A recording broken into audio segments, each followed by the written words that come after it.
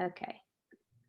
All right. So, welcome, guys. Thank you all so much for being here. Thank you, Emily, for being here. Just to kind of quickly introduce Emily, um, she's a registered dietitian and she teaches a mindful macro approach to women so that they kind of ditch that nonsense food rules, all of those food rules that we have been accustomed to, and the deprivation diets and all of that. So her clients find it liberating to focus on how much they can do instead of how much they weigh, which I think is absolutely fabulous. And I think that's probably, you can agree that that's our focus here as well. So when they feel and support their body appropriately, that is where their focus is. So focus away from the scale and more on what they can do, which I just love. So thank you for being here and for taking the time to educate us on why tracking macros is so important. And hopefully we can get some good nuggets from this today to help us just further dial it in and make it more manageable for us. Yeah, I mean, macros is a huge topic, like we talked about. So we kind of took some of the common pain points that the group struggles with, and knowing that some people here are more beginners and some people here are more advanced. So I'm excited to kind of share, again, some of those nuggets that you can take home with you. I'm going to try to make most of the things that I talk about today applicable if whether or not you're a beginner or more advanced with the approach. Awesome. Awesome. Okay. So first question I have for you is, why do you love tracking macros so much, and how do you use that in your practice? So I started using a macro tracking approach from the very beginning when I first started coaching. And at the root of it, it was because of education. It was really trying to teach people what their food is comprised of and how to make changes based on the way they want to look, feel, and perform. So once you can, my very first few clients and the way I started educating people was to, why don't we just start pairing proteins, fats, and carbs together to form a balanced meal? Because then if we just do that, if we just do that one thing, you can kind of eliminate a lot of problems, mainly blood sugar stability and energy problems, kind of having that hangry problem in the afternoon or mid-meal or, post-meal, things like that. But once you master that PFC balanced eating, the next logical question from clients usually was, well, how much of each? Like how much protein, how much fat, and how much carbohydrate should I be eating? And that's where macronutrients comes in. That's where tracking them comes in.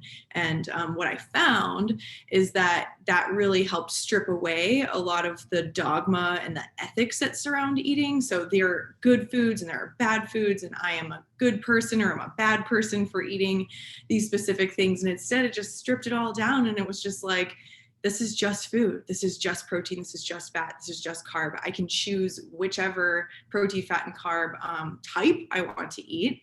And based on how I want to look, feel, and perform, I might choose differently. But the power is in you and your choice, not necessarily giving the power. We're taking the power away from food, if that makes sense.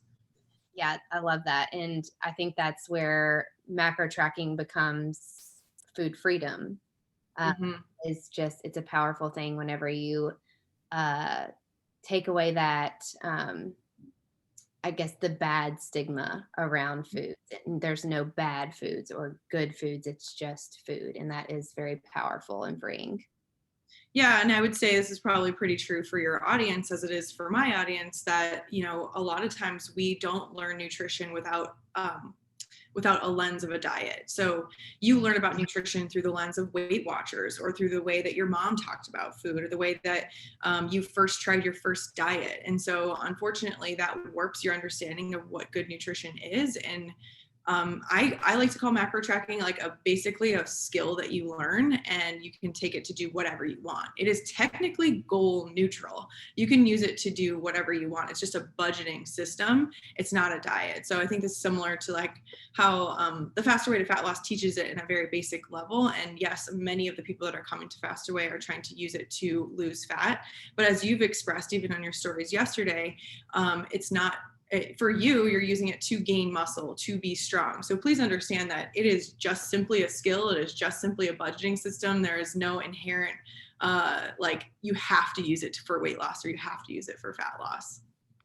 Right. So true. That's definitely not, I'm more at a place where I'm learning to maintain and track a little bit more loosely, but still be able to kind of stay in a place where I am. But also, my goal is not to lose fat, it's to build muscle. And absolutely, whenever you're in a place where you have some goals that you want to reach, macro tracking can really help you dial in and see the results that you want, whether that is fat loss or muscle gain. So it works in both ways, which is great. So I know everyone thinks that this is probably the most challenging part, I think, of living a healthier lifestyle. And so I would love for you to tell us what you think is the most challenging part of macro tracking. Maybe help us work through that.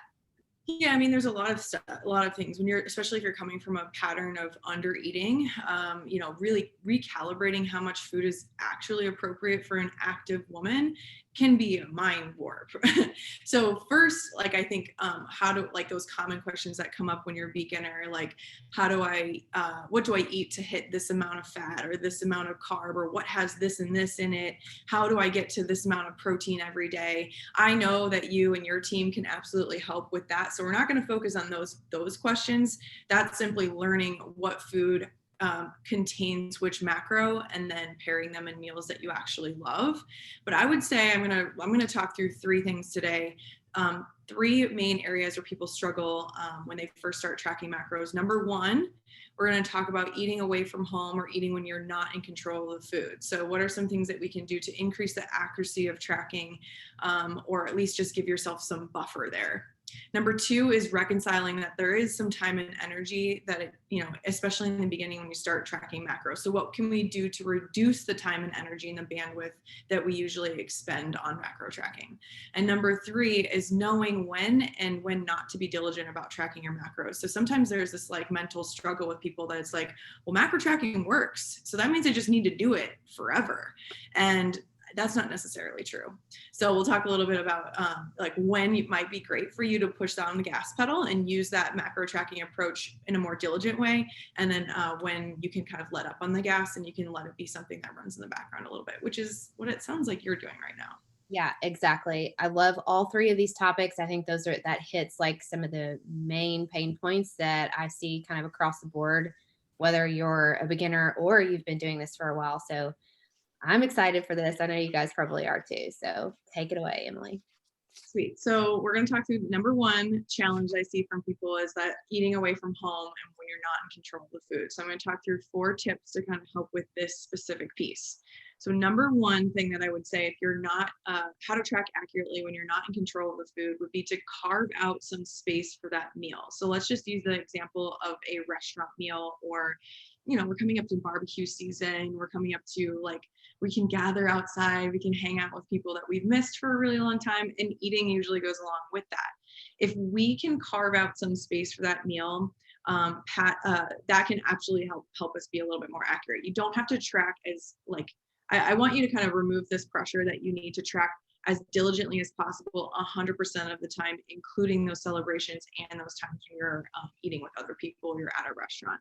Even if we just focus on protein and focus on those non-starchy vegetables prior to that meal that you're not going to be as accurate and diligent about, you're still going to be fine. You're still going to keep moving the needle forward, even if you don't know what everything is in the meal.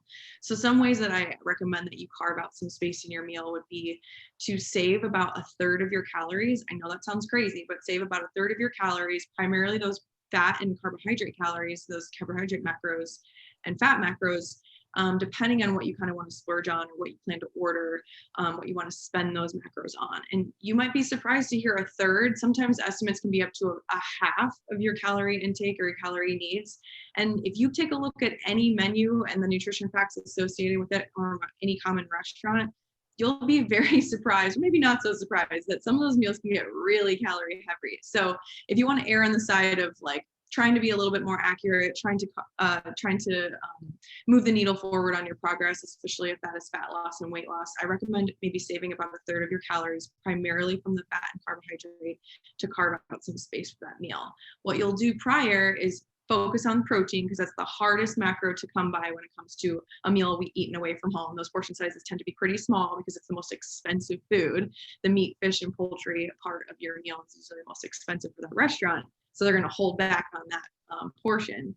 But you can focus on that when you're at home and you're in control of your food, really focusing on high protein, high non-starchy vegetable, which is something that I know that the Faster Way definitely talks about. I would say another tip to track accurately when you're not in control of the food would be to attempt to estimate your meal by finding a similar menu and nutrition information online. So this is like becoming common practice. I know we're not talking about the mom and pop places that don't have their menus published online, but you can probably find something very similar from a restaurant who does.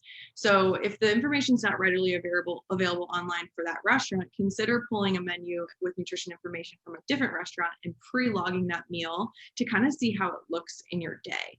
This is also kind of coming from a basic nutrition education standpoint. So if you're using tracking macros and macro tracking, flexible dieting, to relearn how much food is appropriate for you and give you some baseline nutrition education that you never really had, this is a very helpful exercise. Still go to menus like Red Robin or Applebee's or Red Lobster, Olive Garden, some of those American fare, like typical family restaurants, they all have standardized nutrition information online. They all have like a taco salad, a Cobb salad, like chicken fingers. They have anything like kind of common things that you might see at a restaurant that is not those. And so by playing with that and putting it in your diary ahead of time, you can have this aha moment and have some basic nutrition education around how much fat is really in that and where is it coming from, or how much carb is in these foods and where is that coming from. Typically, we know this to be true from research, that nobody is good at estimating the portions or estimating how many calories are in food that we eat from restaurants. So it's really helpful. It's just a helpful exercise, especially in the beginning, to kind of go dive into a similar menu with similar nutrition information and kind of like see what you might play with at your own restaurant that you are planning to go to. So I don't know, Lauren, do you have any experience with that? Have you ever done something like that by looking up the nutrition information? I know that we don't always frequent the same places, but have you ever kind of thought about doing that? Yeah. So similar advice I give just to kind of find something similar. The other thing that I generally tend to do is just, okay, there's a difference between when I'm like vacationing and I am just doing what I want to because that's what I want to do, or like a birthday celebration, those kinds of things, as opposed to, just randomly going out to eat lunch or dinner 2, 3 times a week, which I honestly don't do because we don't have much available here. But there's a difference in certain situations where I may just not worry so much about what I'm choosing, just, let it be what it is because, it's a certain special occasion, as opposed to just a random Tuesday night where I'm just probably going to choose like the most simple thing that I can find on the meal that would be easily trackable, instead of, finding some elaborate pasta dish that has lots of ingredients that you really don't know, like the sauce, or you know what I'm saying. So maybe just finding like a very simple, basic protein with a side of vegetables and a carb, maybe a potato or something. So that's probably my most effective strategy for myself, is just to kind of keep it simple like I would when I am eating at home. But yeah, definitely researching ahead of time is so helpful. And then, even if you can choose a restaurant that has the has the nutrition facts available, is also really helpful too. Yeah, if you can influence the decision of your group to go to a place where you feel more comfortable because you know that you can identify something, like you said, you can pick apart the ingredients and see what you're having on your plate. Awesome. Even better would be that you find a place that has nutrition information, but I don't want you to think that in order to be successful, you have to do that.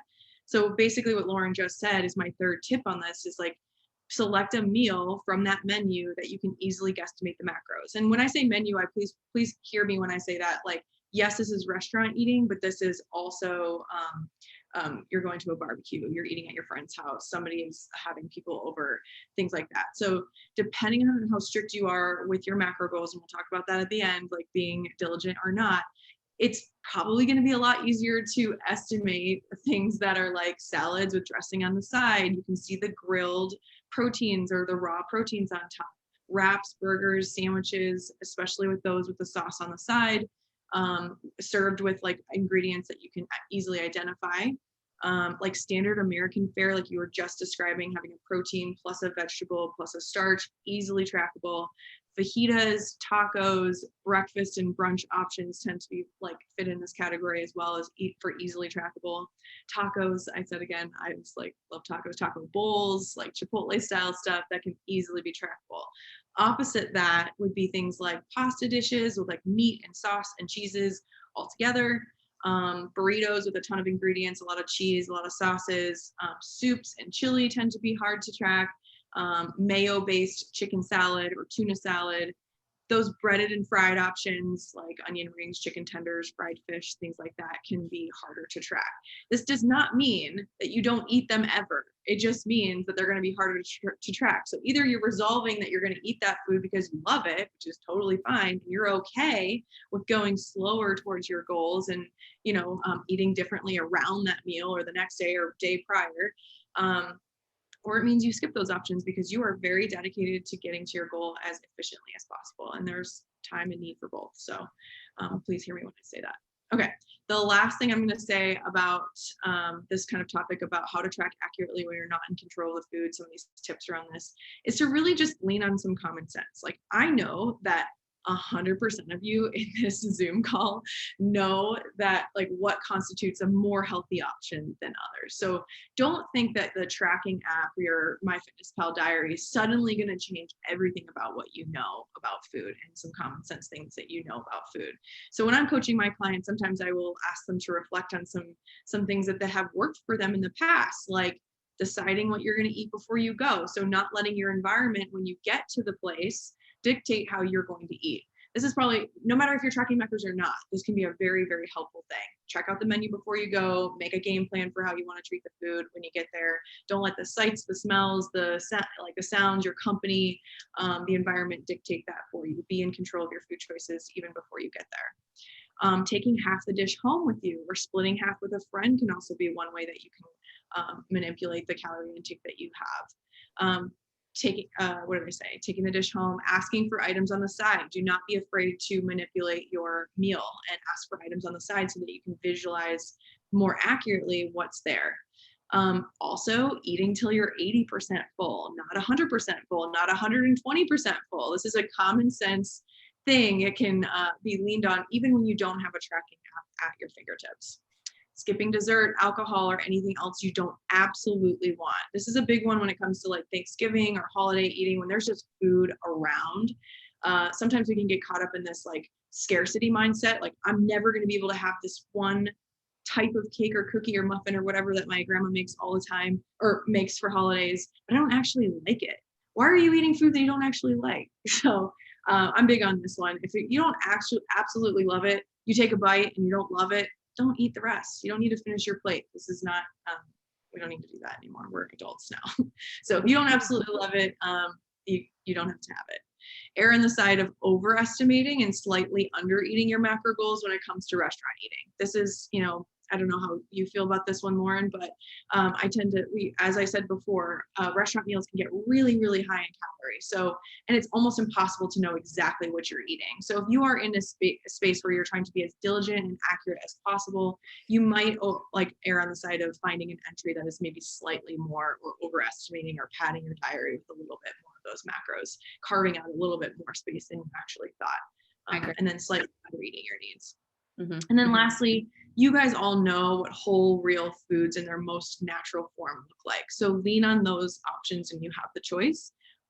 Forming a meal with protein, fat, and carb together is always going to be better than if you launch right into something that's more processed, packaged, or refined, and you can't easily identify those P, F, and C's on your plate. So again, common sense things that will still work for you. They don't go out the window just when you start tracking macros and you don't have like a tracking app available to you. So right.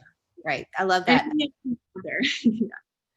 Yeah. So I think one of the important things to kind of remind ourselves when we are eating out is that there are certain times where you are going to be really dialed in, and there's certain times where you don't necessarily have to be, and it's all dependent on your goals and what you are hoping to accomplish in that period of time. So whether you are very dialed in your tracking and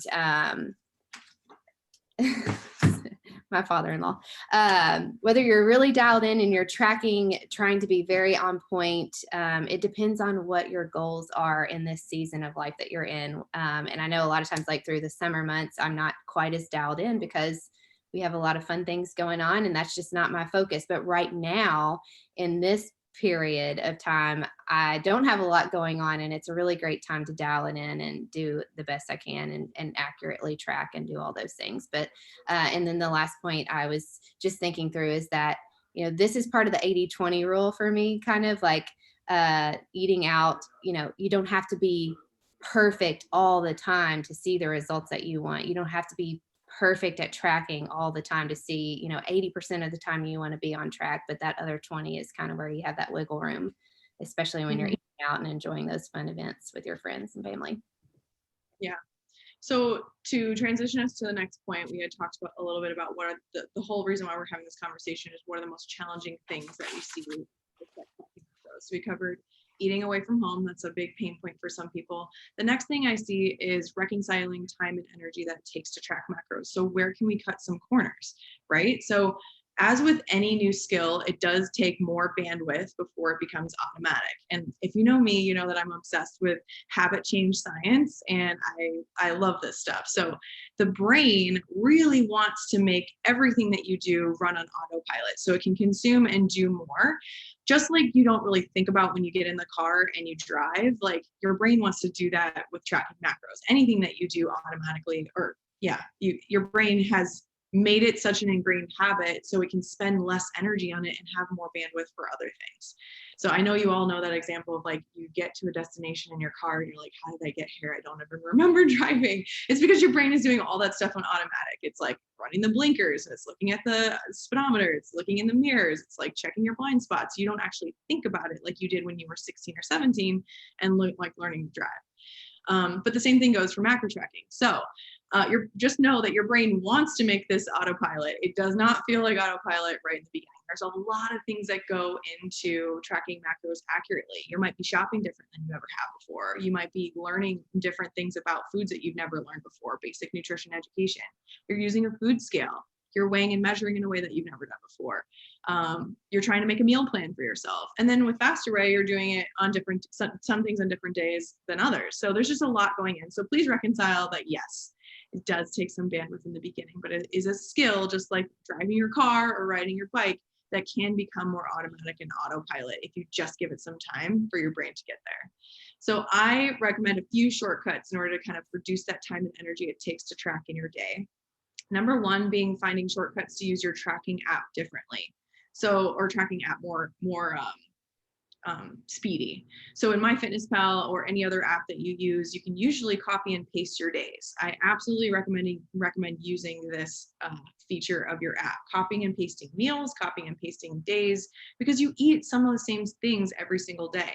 So even it doesn't look, so your low carb days on Monday and Tuesday, you copy Monday into Tuesday, maybe switch some things out because you don't have any more avocados or you like ran out of coconut oil. You can absolutely just copy and paste that day, especially if it was a really, really good day and you nailed your macro goals. Maybe you're just kind of making a few swaps there.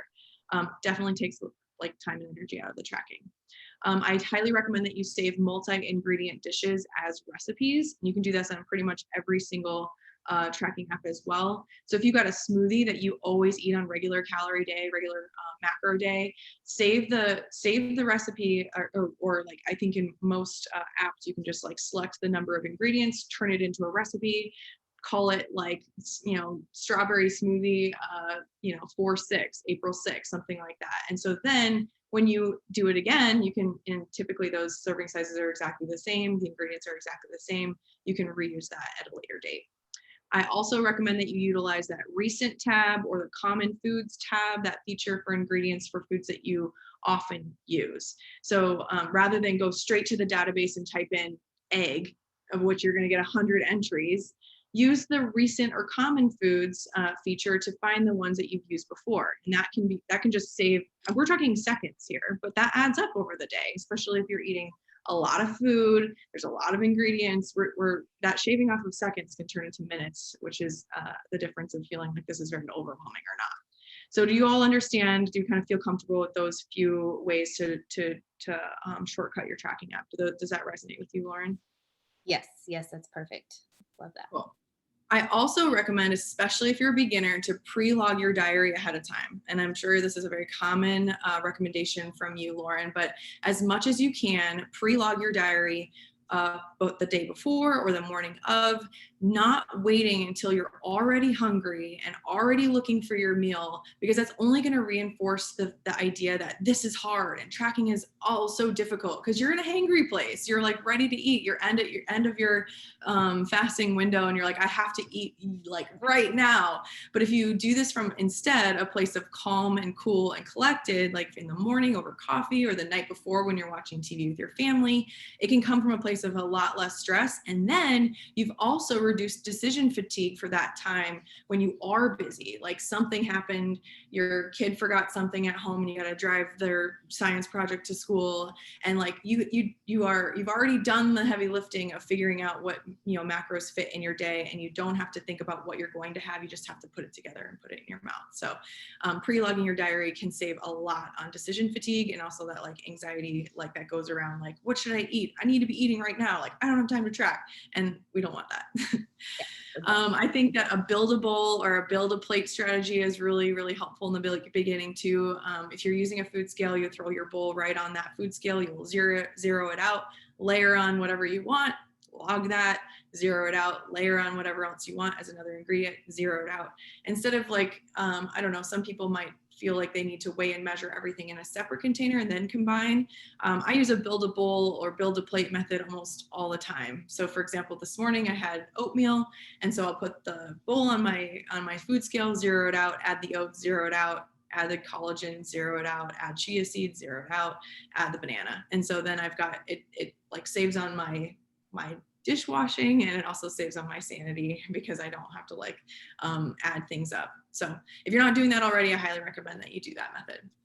And then lastly, way to reduce time and energy that takes to like do tracking in your day is to kind of keep a list of adaptable macro-friendly meals that can be eaten like high carb or low carb versions. So for example, this in the beginning might be a list that lives on your fridge, or it might be something that's kind of near where you do your meal planning or grocery shopping list. But essentially you want to, let's just say you're keeping a low carb version of stir fry that has ground meat, non-starchy vegetables, and cauliflower rice. You can have the high carb version be exactly the same meat, exactly the same veggies, but maybe you're pairing it with brown rice or white rice. Similarly, you could do an omelet with egg whites and peppers and onions and salsa. That's your low carb version. And then the high carb version is the same thing, the egg whites and the vegetables and all that, but maybe you're pairing it with sweet potatoes or hash browns. So again, this is trying to reduce the time and energy it takes to track. What you've done here is you've kept the main ingredients the same, the protein the same, the veggies the same. You're just swapping out the carbs. So less decision making. You're not thinking in terms of like, I have a low carb menu and a completely different regular macro day menu. That is tough to do. And I'm sure you've probably seen this in the macro, the meal plans that Fast Array to Fat Loss offers you. It's like the low carb version of something and then the high carb version of something, but you can do that on your own in your own home. And I recommend that you keep a list, a master list maybe of your like family friendly, like the low carb versions and the high carb versions, your family's going to absolutely love. And if you're the only one that's eating the carbs that day or the low carb version, that's fine. You can make the potatoes on the side, you can make the rice on the side, your family can eat all together. And that's what we're going for, right? We want this to feel like low energy, take less time. Don't want you to be being a short order cook over here, making your meals and then making the family meals. Yeah. How's that for you and your household, Lauren? Oh yeah, that works so well for us. And we do the same thing. We have our list of meals that, we choose from. I usually ask them to give their input so that they feel like they're getting what they want or everybody's included. And then I just do what you said, if we're having tacos, I can easily manipulate that to be a low carb meal versus regular. So yeah, breakfast foods are easy to do. That's generally how I go about it because I love leftovers. And so if I can, make one meal work for a couple of days, um, that's great just by manipulating the carbs and taking away or adding Yeah, to. that works really, really well. And again, we're all in the vein of making this easier, more like less energy, spending less brain power, less bandwidth on this. So great. Okay, the last tip I have here, again, we're talking all about the main challenges that people have when they start tracking macros. We've talked through eating away from home and trying to be more accurate with that, reconciling the time and energy that it takes to track macros, because we're going to admit that it does take some, especially in the beginning, but there's shortcuts that you can take.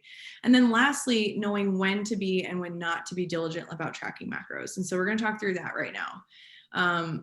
There are several reasons why you might choose to be more diligent with tracking your macros and others where you might choose to be more loose. We've already kind of talked about a few.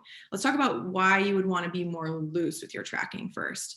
So circumstantially, you want to be more loose with tracking your macros. It's not ever required of you to be taking your food scale to a restaurant or taking it with you when you travel or you're on vacation, or you're celebrating. So this has been a week, it looks like for you, Lauren, of celebrations. You were traveling, like all this stuff. You were likely loosely tracking your macros or not at all. And you've gotten there because you spent a significant amount of time being diligent. And that's what I'm going to ask of all of you. If you are very new to tracking macros, you're coming from a background where it's a very warped understanding of how much food you need to fuel yourself. You don't actually know which foods have protein, fat, and carb. You are still using words like good and bad, and I am good and I am bad when I eat these foods. Yes and no foods, green foods, red foods. Like there's so many ways that we categorize foods in our culture. But if you're still coming from that place, no shame. Macro tracking can be a way for you to strip that all away. And there is a season where you should be more diligent about tracking your macros so that you can get to a place where you have recalibrated your understanding of how much food is appropriate for you, so that when you are in these situations of travel and vacation and celebrations, you can lean on what you've learned.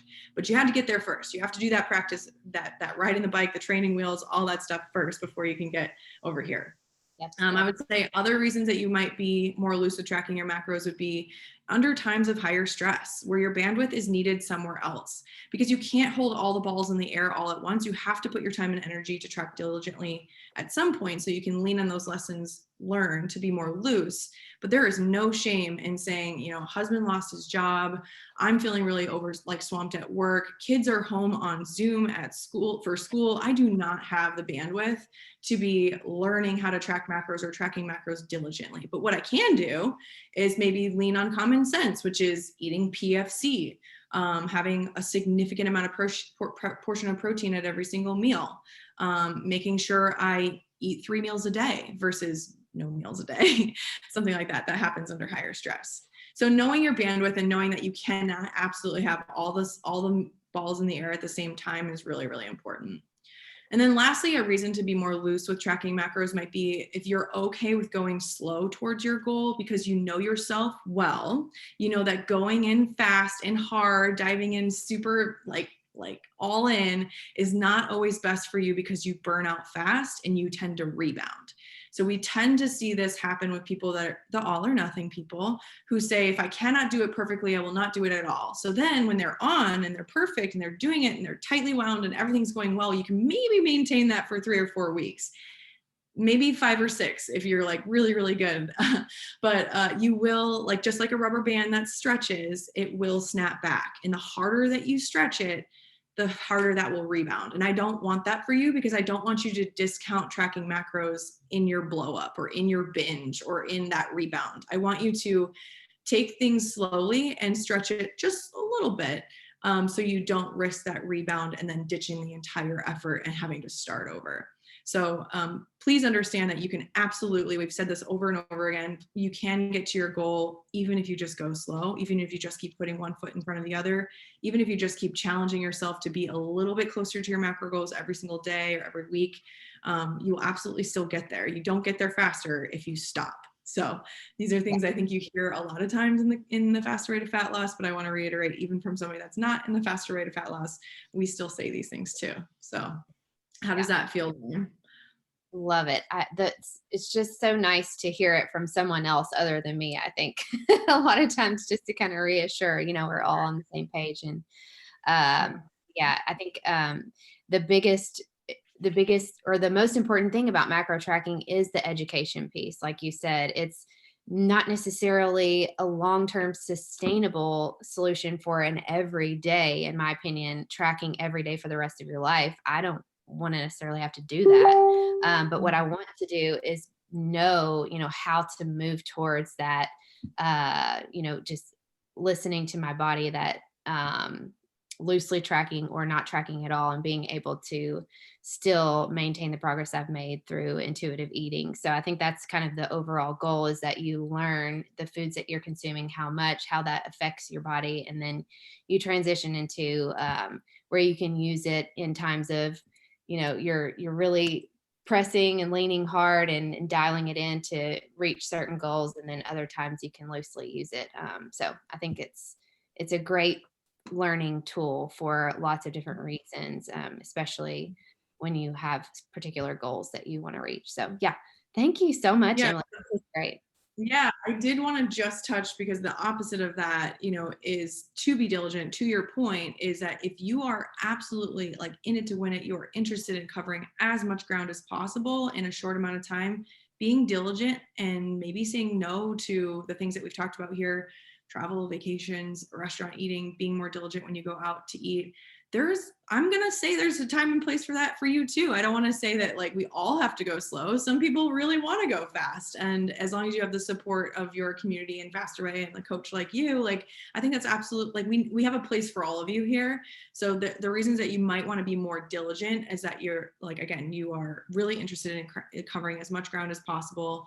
Maybe you're brand new to tracking. You have a lot to learn. This is that learning piece again. You want to spend as much time like in your first 4 to 6 weeks of tracking macros, learning everything you can. Like, go for it. Be as diligent as possible. Use the food scale. Like, do everything that we're talking about, and you'll cover a lot of ground.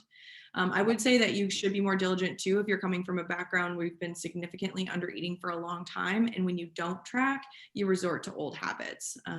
But again, to your point, if you spend that time doing it diligently and learning how your body feels when it's fueled well, then you'll get to a place when you're not tracking, and you'll kind of start to maybe you'll get some of that stuff back. You'll be like, I feel hangry. I'm not performing well in my workouts. Like, what could be going on? And it's like, well, I forgot to eat this morning, or I'm not drinking my water, but you don't have any frame of reference when you're there if you hadn't done it and you know how great it feels to feel well, right? So like, you have to do it right first. You have to ride the bike without the training wheels for a while to know what it's like to correct yourself when you find yourself off the path a little bit. So I do want to reiterate, there is room for both types of people here, but we're adults, and we need to self-select which category we should and shouldn't be in for multiple reasons. Yes, exactly. It's great to collect all of that data so that you can look back and say, this is working for me, this isn't working, and being diligent with that for a good period of time is Mhm. so crucial. And, knowing where to go from here, kind of thing. Yeah. So, yep, I agree. Awesome. Okay. So, Emily, please tell us all where we can find you and how they can ask questions.